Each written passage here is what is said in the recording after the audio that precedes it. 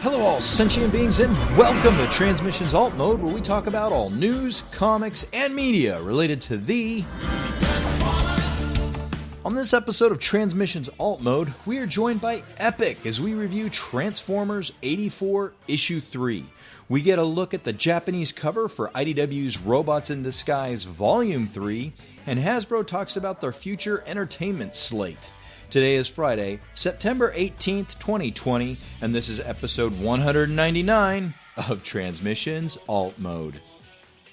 Welcome to Transmissions Alt Mode, the podcast that hopes Rick Moranis will consider the next Transformers movie for his return to acting. I'm your host Charles, aka Big C, and I'm joined by the excellent Transmissions team. The illustrious Epyk. Hello. And Daryl, the Cybertronian Beast. Hey. Let's talk Transformers. It's Fat Albert. Whoa. I'm going to sing a song for you. You said hey. I'm just excited to be here. As you should be. All right, as always, we start off by thanking our Donatreons, those lovely people who give us money on Patreon and PayPal. We are excited to recognize two upgrades this week. First, Gavin upgrading to duly appointed supporter of the Transmissions podcast, and Dinobot Maximize upgrading to Diecast Donatreon.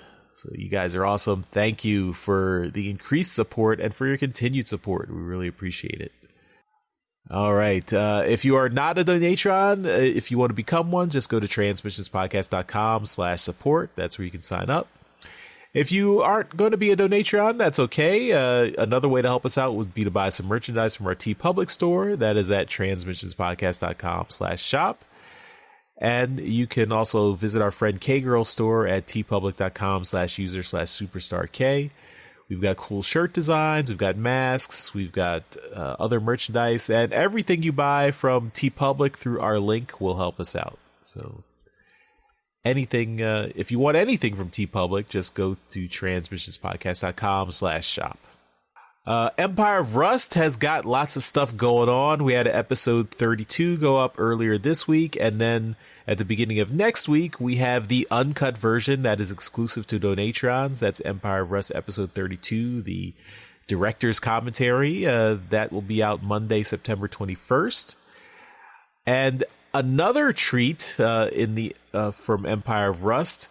So we had a few Donatron exclusive special side story episodes that we did back in March. We put those up back in March, and we're making them available on the free Empire of Rust feed for all of our regular Empire of Rust listeners. So these were the episodes that guest starred myself and Jeremy as new Transformer characters. I was a Junkion named Scrap Heap, and Jeremy was a Autobot spy named CMOS, or Autobot scout named CMOS, and we had some cool adventures in the Empire of Rust universe. So this side story is called A Hell by Any Other Name, and now all the Empire of Rust listeners will be able to listen to it. And part 1 will go up September 21st, just this Monday. So enjoy. Of course, if you were a Donatron, you would have gotten this 6 months ago, but now you've got the access for all of our regular listeners. So you can thank Mike. This is, of course, this was all his work, and he put everything together and created the adventure for us. So did a really great job. All right, now let's get into some comics news. Okay, we start off in comics with more of the Japanese language versions of IDW comics, and this is Robots in Disguise Volume 3. We've got the cover of this latest volume. This covers the issues of Robots in Disguise. We are doing a retrospective on Robots in Disguise with the original writer and artist John Barber and Andrew Griffith. So we've been going back through memory lane on those comics.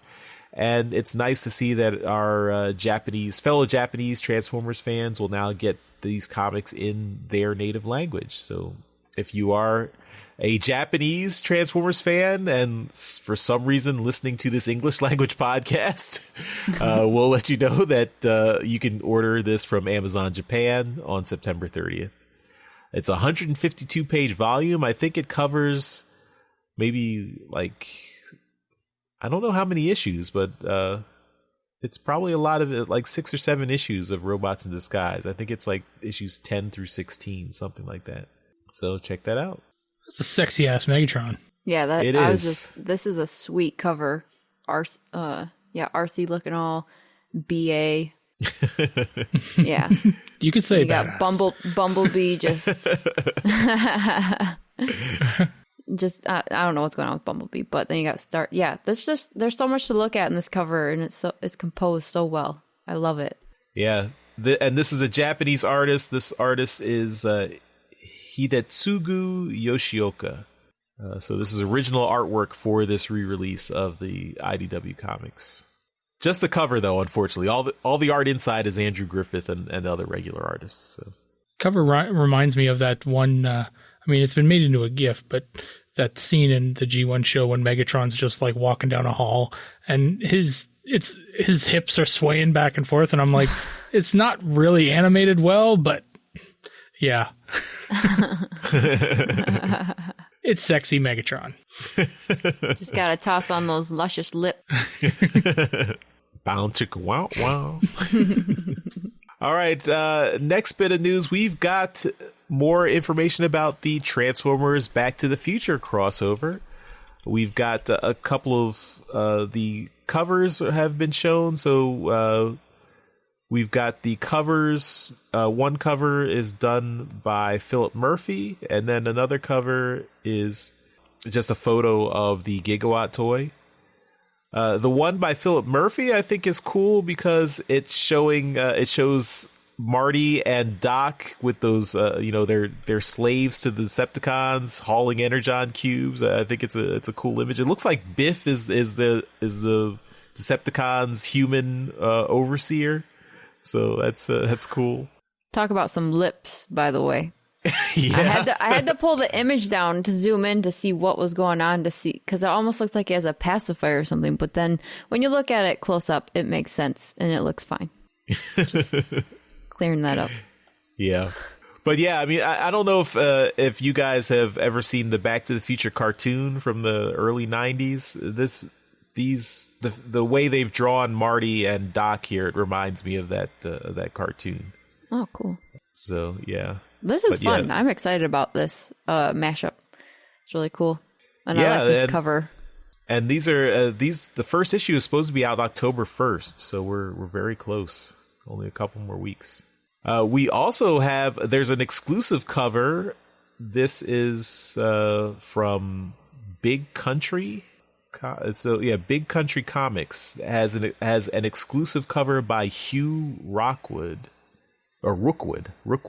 And so if you like this artwork, you can pick that up. That's it's $15, so it's a little bit more than the regular cover price, but it is an exclusive cover to Big Country Comics, and it's a gatefold cover image with Doc, Marty, and Gigawatt. Or Gigawatt, I guess, depending on your point of view. But yeah, so you can pick up that cover if you want that exclusive cover. So yeah, this is an example of the retailer commissioning their own cover. So this is similar to what we did. Yeah. And last bit of news, we have a 5-page preview of the first issue of Transformers Back to the Future. So this is from Sci-Fi Wire, the Sci-Fi Channel's website, and I think the Sci-Fi Channel's owned by NBC Universal, and Universal owns Back to the Future, so that's how they were probably able to get this exclusive. But yeah, if you're curious about the first 5 pages, you can check that out. So it sets the stage, sets up the crossover, how the Decepticons get access to the DeLorean and all that stuff. So it's enough to wet your whistle. All right, so that's all the comics news, and we will move on to our comic review. And this week we are reviewing Transformers 84 Secrets and Lies issue 3. Written by Simon Furman. Art by Guido Guidi. Colors by John Paul Bove. Letters by Jake M. Wood. Editors David Marriott and Tom Waltz. And assistant editor Riley Farmer. We've got 3 covers. The first cover, cover A, is Star Saber by Guido Guidi. It's a very cool image. Cover B is Straxus in the foreground versus Magnus Springer and Fortress Maximus in the background. That's art by Casey Collar and colors by John Paul Bove. And the retailer incentive is kind of a mirror image of that cover with Magnus in the center and Scorponok, Thunderwing, and Straxus in the background. And that is art by Nick Roach and colors by Josh Burcham. So, Epyk, which of these 3 covers do you fancy the most? I out of the 3 have to fancy cover A. I just love how I actually think Daryl said this earlier, but striking it is. It just catches my eye and I can't stop looking at it. And then you find fun details like in the blade it has Straxus, his reflection in it and stuff. You know, that's my pick. Cover A.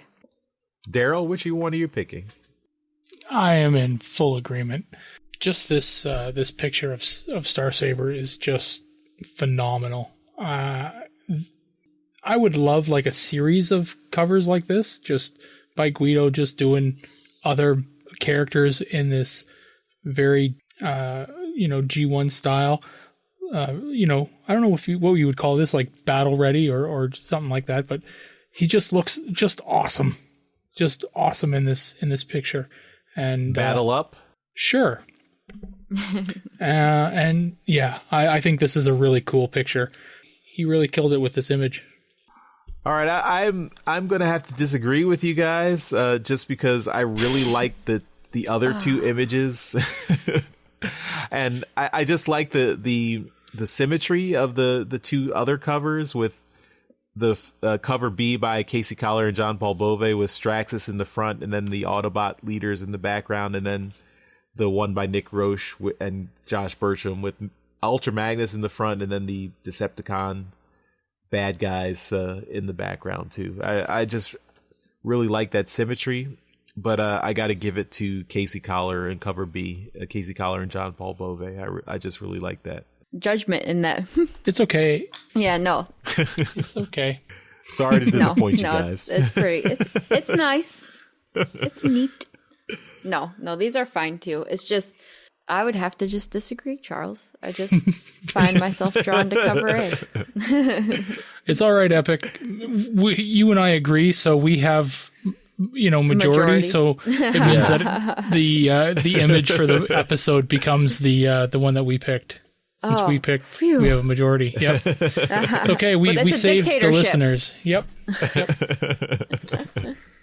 Unless Charles invokes his 4-vote policy. Yep. I get a vote for every letter in my last name. So, all the images are great, so I think you can't go wrong with any of these covers. Yeah. So, all right, so let's get into the story. Punch/Counterpunch continues his secret history of the Cybertronian Civil War. Optimus Prime's plan and sacrifice took Megatron and Shockwave out of the picture on Cybertron. So that should have made the situation better for the Autobots. The greatest Decepticon threats were gone, and the Autobots had Ultra Magnus to lead them and win the war, right? Wrong. New Decepticon tyrants rose to take Megatron's place, and were just as brutal, ruthless, and merciless in their tactics. Straxus, Scorponok, and Thunderwing emerged as the 3 most prominent Decepticon warlords, and they'd carved up most of Cybertron for their own territories. Together, they continue to put the pressure on the beleaguered Autobot forces. None of them really expect Megatron to return, and they don't need him. The Decepticons have almost won the war. Counterpunch continues his mission as the Decepticon spy, serving as the right-hand bot to the sadistic Straxus. As Straxus oversees dumping his latest batch of Autobot victims in the smelting pool, he confers with his lieutenant. Unsurprisingly, Straxus doesn't trust his fellow Decepticon warlords and plans to betray and overthrow them at the first opportunity, taking all of Cybertron for himself. But that's not all. He orders Counterpunch to restart Shockwave's Project Dreadnought so they can turn Cybertron into a mobile battle station that can travel the universe, conquering other worlds. Of course, Straxus doesn't know that Counterpunch is actually the Autobot Punch, who carries all of this intel back to Autobot leader Ultra Magnus. Magnus is already overwhelmed as the Autobot forces are stretched thin. He asks Punch what he needs to stop Straxus' Warworld threat. Punch replies that he needs a squad of heavy hitters, a wrecking crew, if you will. But Magnus just doesn't have the resources, as shown by his field commander Fortress Maximus having to retreat from battle after being routed by Scorponok's forces. Ultra Magnus doesn't think he can live up to his predecessor Optimus Prime, and despairs that the war is all but lost.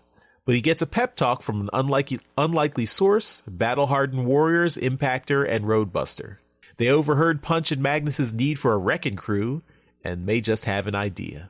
Meanwhile, back on Earth, the last functional Dinobot, Grimlock, is returning to the Ark. His brains have been scrambled by the pure energon he ingested to defeat Shockwave last issue, and he's basically just running on autopilot. But the Ark's autonomous computer system, Auntie, is also malfunctioning because it doesn't recognize Grimlock at all and perceives him as an external threat. So Auntie uses the resources at hand to create a threat response team from the backup troops stored in the Ark from Cybertron. It reactivates and builds new bodies for Smokescreen, Trax, Hoist, Grapple, and Skids, but does not reintegrate their sparks, so they're effectively drones endowed with all their tactical skills and training, but no will or emotion. Perfect troops to stop a threat without risking the lives of the Cybertronians they are based on. But before Grimlock can reach the Ark, a new threat gets there first, the Decepticon Conehead Seekers. On the Decepticon ship Nemesis in orbit, Dirge, Thrust, and Ramjet were incapacitated by a Scraplet virus Shockwave hit them with to stop them from interfering with his plans. The virus has worn off, but they remember Shockwave betraying them, and they're out for revenge. So they head down to the Earth's surface to the Ark crash site to visit some much-needed payback on Old One-Eye. So, since jets fly much faster than Dinobots walk, they get to the Ark first and greet the reactivated Autobot warriors. The Decepticons aren't concerned and attack the Autobots on sight. But something's off. They don't react to their weapons with screams of pain the way living Cybertronians would. It actually makes the drone Autobot fighters more of a frustrating problem for the Decepticon Seekers. Like zombies, the Autobot drones just keep coming despite the damage they take. But the Decepticons do provide a useful distraction, allowing Grimlock to continue plowing ahead into the Ark, unnoticed by any of the combatants. So Auntie has to come up with a backup plan for the backup plan. She activates the Guardian Protocol.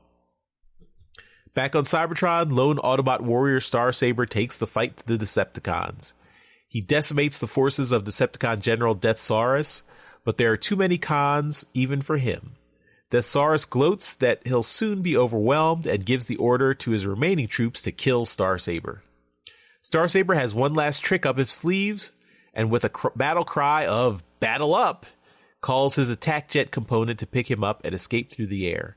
Deathsaurus' victory is denied, and Starsaber lives to fight another day. As Starsaber flies away, he gets a comms message from Ultra Magnus. Starsaber is needed back at Autobase for a new and unconventional plan to stop the Decepticons. And in Autobase, Impactor introduces Punch to the heavy hitters he's recruited to stop Straxus: Topspin, Twin Twist, Rack and Ruin, Whirl, and Roadbuster, the Wreckers. On Earth, Grimlock has made it to the Ark and encountered the Guardian drones Auntie has reactivated as another line of defense. But they're no match for Grimlock. He rips them apart in robot mode and T-Rex mode.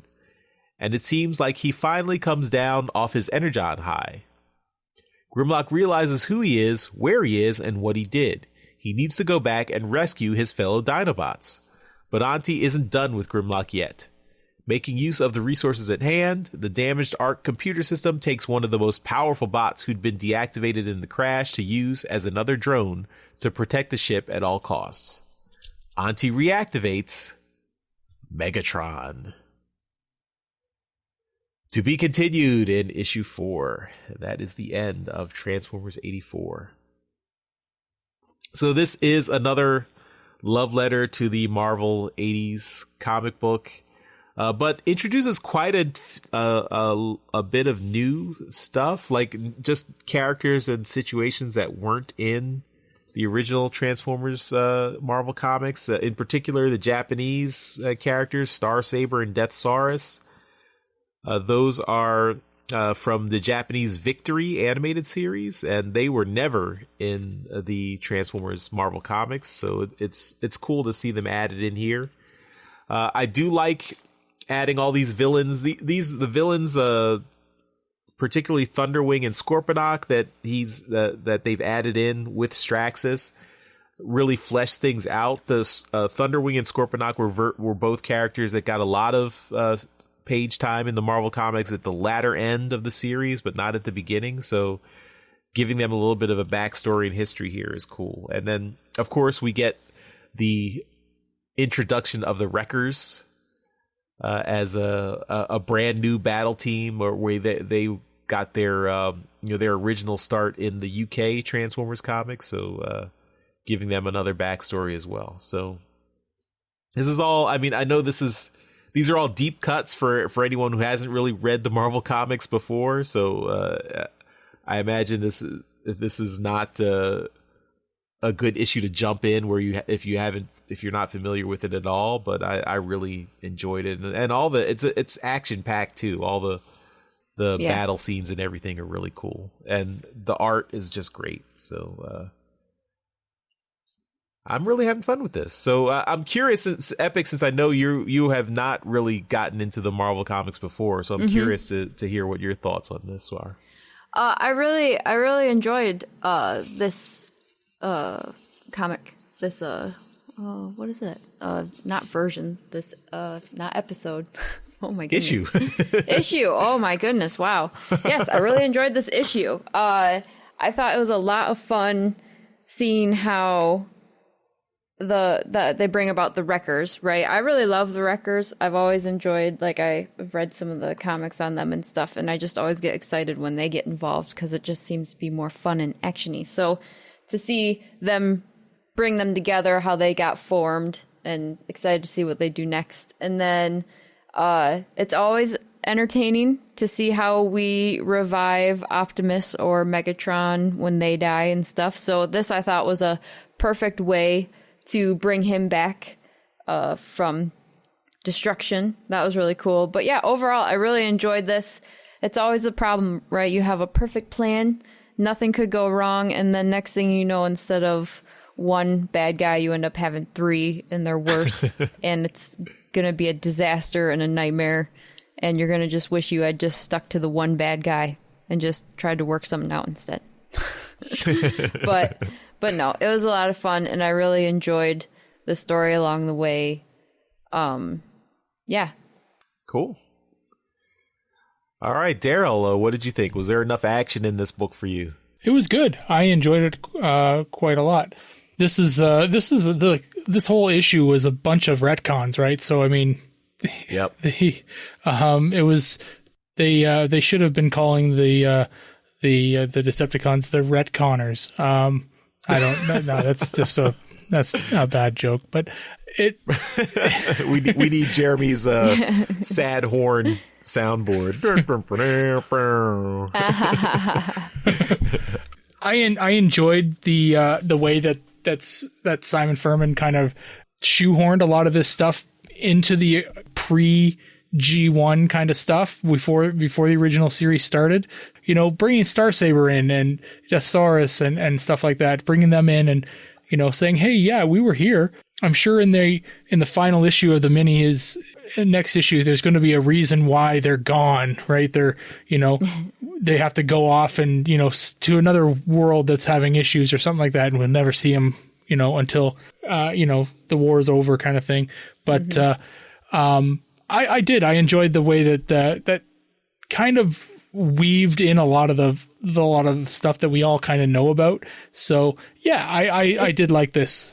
Isn't Omega Supreme like considered a guardian? Like, is that the whole thing there? Like the Guardian Protocol, and then these guys are like yellow and red. Yeah, so he's like a Sentinel Guardian or a Guardian Sentinel, right? So So I mean, this is where one of the things where the comic deviates from the cartoon. So in the UK Simon Furman wrote like almost all the UK comics back in the 80s, and he had created these other robots called Guardians that had nothing to do with the Guardians that were like Omega Supreme.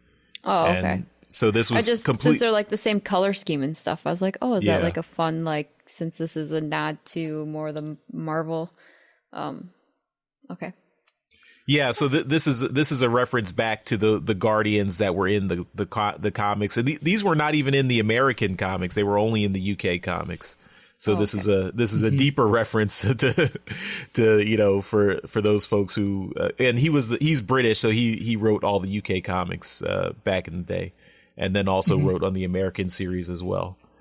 So so that's a direct reference to that. But yeah, in the cartoon, the Omega Supreme was a Guardian robot, and they had a bunch of Guardian robots on Cybertron. But surprisingly, in the comic book, he was created on Earth, so he was not on Cybertron at all in the comics. Another thing I was going to say about the book is that I get a lot of with Ultra Magnus, I get a lot of season 3 of the TV show. Rodimus Prime from this Ultra Magnus. It's like, oh, if only Optimus were here. I can't handle all this. He's really a whiner in this, Yeah, no, that's a good point. I did remember feeling like this is not my Ultra Magnus.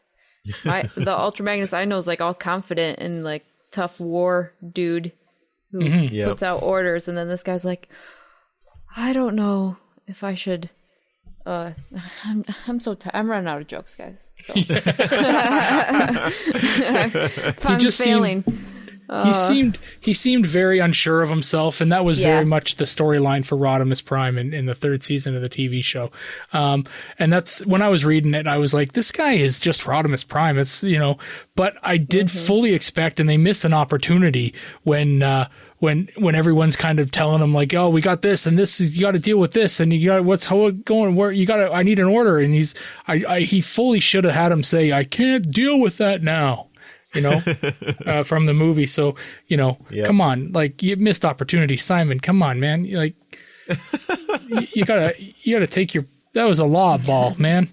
I thought there was a tons of action in this issue.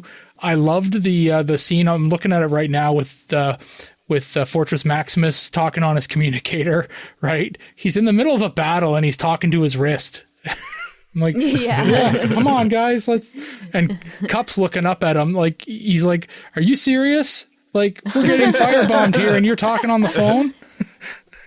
And I'm looking at the jets and the Decepticon jets, and I'm like, okay, there's a sweep, there's misfire, there's Cyclonus, there's trigger Rat happy, Bat. there's Rat Bat, or no, that's a mind wipe, the big one to mind wipe. And then and there, so I'm like, oh, they got all the good ones in here. So Guido's art is just phenomenal in this issue. So yeah, and then obviously the creation of the Wreckers, right? So I've never read Target 2006 from the British comics, so I have them. I have reprints of them, but I've never actually read them. So this is the first appearance of the Wreckers for me.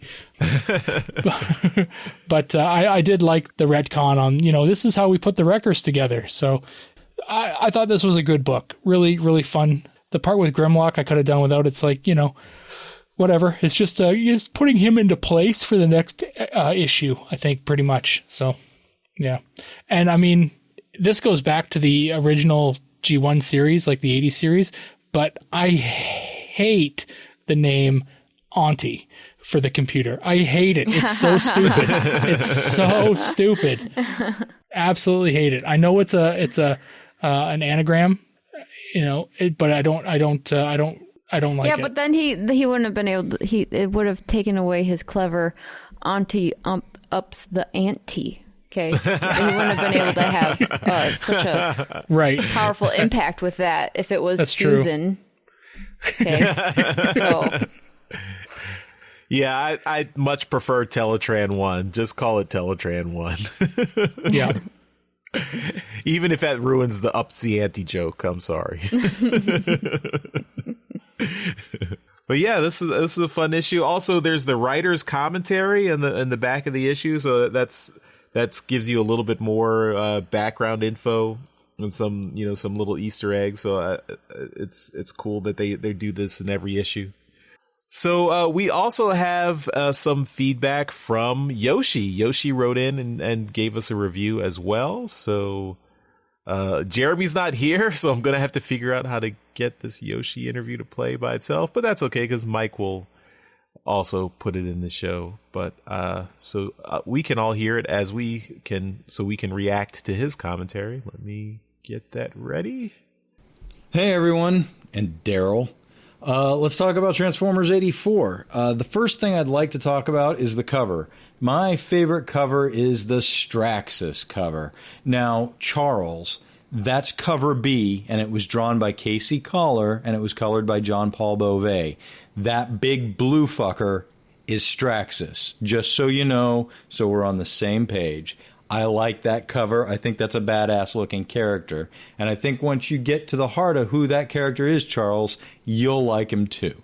Now, guys, I don't have a lot to add about this issue this week.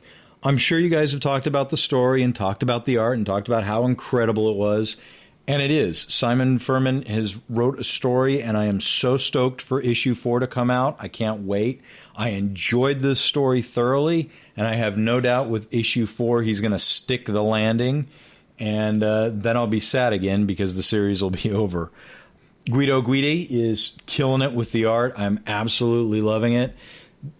Still, the weak point in this is the lettering. The lettering is being done by an amateur. It's terrible. It's sad. The sound effects are where it really sticks out.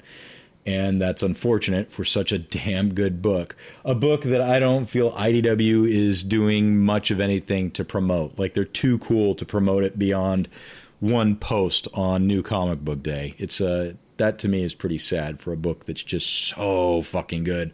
I hope everyone listening to this show is buying it. Again, I'm digging Simon Furman's notes at the end. Those are a real fun to read. I like to see into his brain a little bit. And that's all I've got to add. Unfortunately, I wish the 4th issue wasn't coming out so soon, because I'm not ready to say goodbye to this. This is a story. This is art I've been begging for, and I finally got it, and it's almost over, and that's the sad thing. So yeah, not much to add, just reinforcing what I'm sure you guys have already said. And yeah, thanks. You guys take care. Talk to you soon. Sounds like we've got a tie on this cover. So, well, no, he's not here, so it doesn't really count. Well, I was just gonna say I'm the guest host, so ours wins. There. Yep. And I'm officially over the Straxus joke. I know who Straxus is. I loved Straxus before he was cool. Oh. I need to know this backstory here, because that felt like a very aggressive cover pick. So now that there's a joke around it, I need to know. They just if you listen to the last issue when we did issue 2, he got another one of our friends, Jimmers. They did their review together, and this is from like when we were at a TFCon a few years ago. We were just talking about Straxus, and just I don't know how the joke started. The joke started was that I don't know who Straxus is, and I always have to be reminded who Straxus is, because I always have no recollection of him and don't recognize him. So every time it's like, Straxus? You heard of Straxus? He's a character from the old Marvel series. Heard of Straxus before? And so that has continued over and over and over. And I see. For years. Yeah. But it's fine. I know who Straxus is, so I'm fine. But yeah, so I think Yoshi was pretty much in agreement with, we're all enjoying this series, so that's great. Mm-hmm. And yeah, looking forward to issue 4, but yeah, we wish there was more. I mean, I hope this sells well enough that we can get some more Transformers 84 issues. But yeah, these have been fun.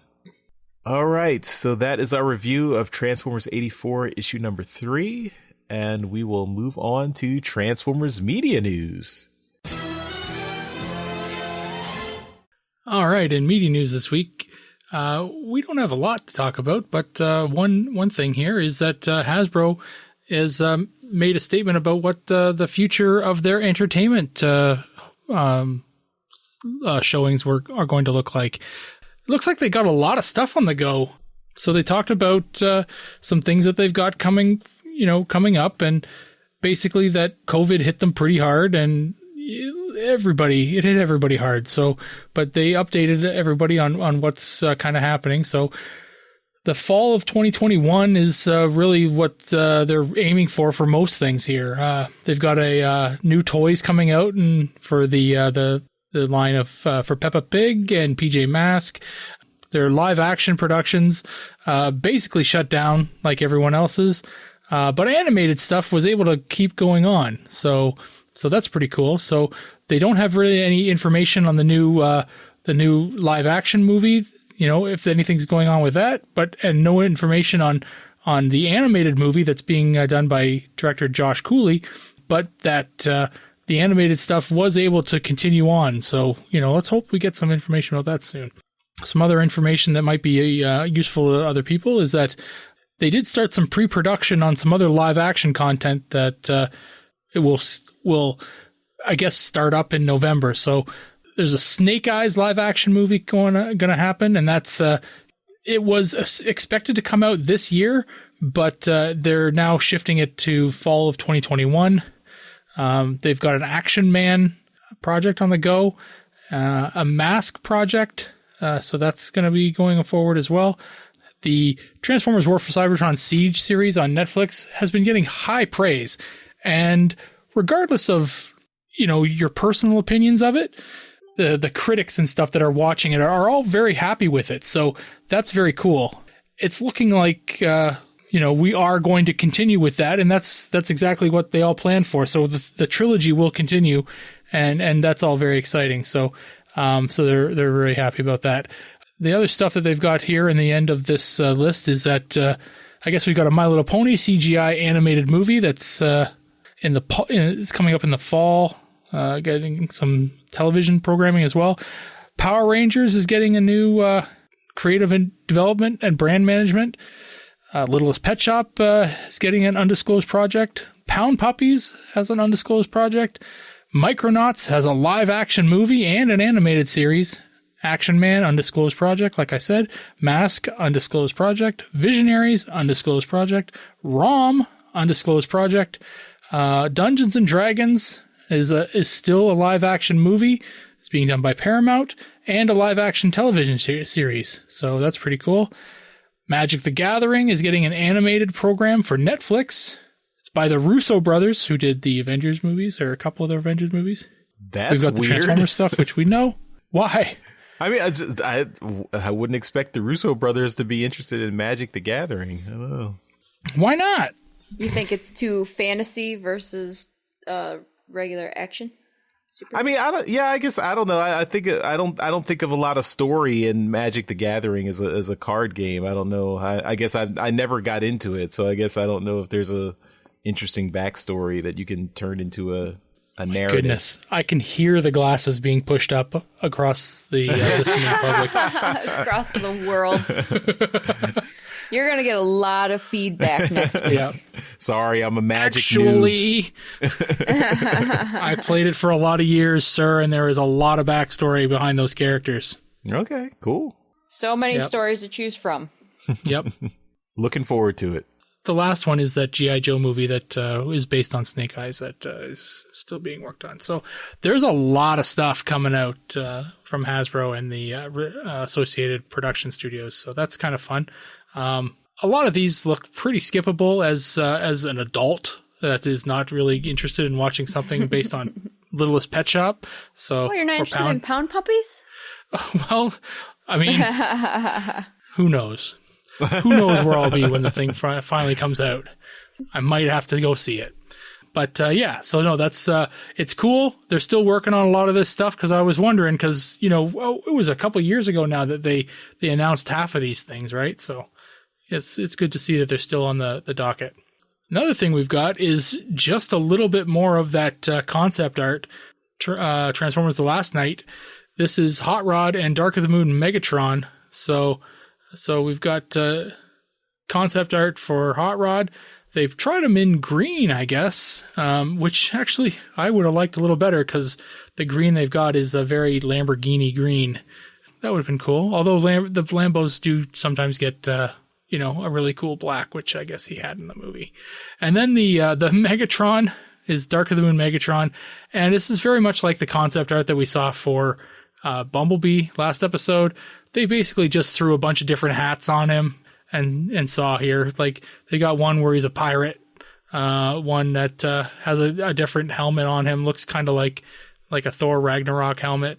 Then we got a couple other things. Then we got some that looks just like he's got some weeds taped to his head. It's I don't know how many of these are serious or not, but they're different. But yeah. And lastly, as we've been doing for the last 24 weeks. We have episode 25 of Cyberverse is dropping on the Hasbro YouTube channel. There's only one left. I'm almost done having to say this. Then we will be done. This is the penultimate episode of season 3, and you are able to watch it on the YouTube channel if you are in America only. Only Americans can watch it. The rest of the world has seen it already. So check it out if you want. And get ready for next week when I will be celebrating having to only say this one last time. That's it for media news. All right. Well, that will do it for this episode of Transmissions Alt Mode. Epyk, tell everyone where they can find your stuff online. You can head on over to epyksuicide.com. That's EPYK suicide.com. And all my social media links will be right there. Awesome. I'm going to do that right now. And we end the show by giving shout outs to our Masterpiece Donatrons. So thank you to John 4X Levingood for being a Masterpiece Donatron and making this show possible. You are one of our favorite Donatrons. Thank you. I remembered this time. Mm-hmm. And that is it for Transmissions Alt Mode. Thanks everyone for listening, and we will see you next time. Bye-bye. See ya. You guys gotta see this site. Later. Hey everyone, thanks for listening to this episode of Transmissions. But just because this episode is over doesn't mean the Transformers fun has to stop.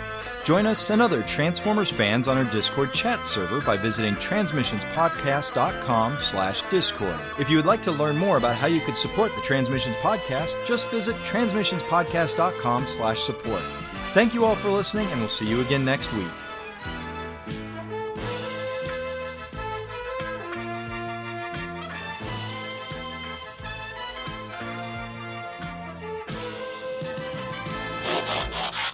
I was definitely a second behind, but that's because I had my mouse on the wrong button like a dolt. But I squeezed it in there. Sorry, Mike. I'm sure my Mike's thing's going to be pissed. at 48,000 hertz. I'm a second off. I'm fired is what's going to happen. Yeah, he's gonna be so pissed at you. I'm sorry, Mike. It'll be all right. He's really easy to get back in his good graces. Just tell him you like Empire of Rust. I love it. I love it. Dee-da-da-da-da. Dut. Dee-dee-dee-dee-dee. Dee-dee-dee-dee-dee.